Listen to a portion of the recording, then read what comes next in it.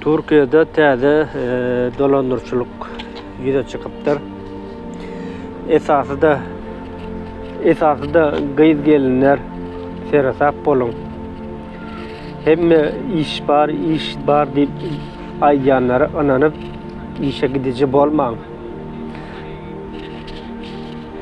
Neşeyle bir hikaye var, şunu ayıp bereyim size. Biri işime öý temizlik var, öý temizligini etmeli. 2 sançak gıyjagaşy öý temizligi üçin çağırýarlar. 2 gıyjagaş Türkmenistanlyna özü okuda okap beren talip gıyjagaşlanmaz. Olaram 5 manat kazanjak diýip 5 manat bolsun diýip işe gidýärler. İşe gidip işe barandan soň işine başlaýarlar, iş böyle işini deýinip barýarlar. Şimdi patronları o gıyzlara aýdýar, men geyilmedik eşiklerim var, geyemzok biz hiç ilaýda ulanmaýas, alyp gidin diýip hersine bir giden eşik baryn berýär diýär. Eşik berip diýär, olaram pakete da salyp uğradyk goýýarýarmyşyn.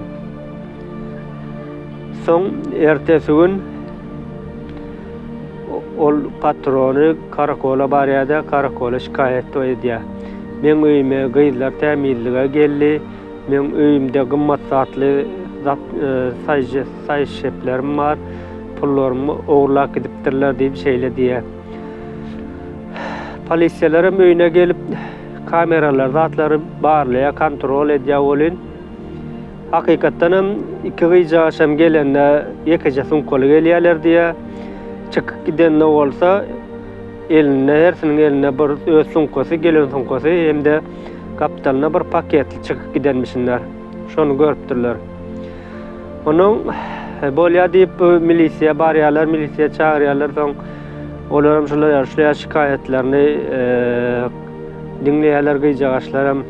Biz edemizok, biz alamızok, özler berdi diýse-de patronlar biz beremizok, oğurlap alyp gidipdirler diýip şeýle diýip olar şikayet edip durdy. Soňra şikayetimi geri çekjek, maňa plança manat berseňiz diýip ol gıyjagaşlara jaň edip şeýle diýär. Gıyzlar, özüňize sersap bolun.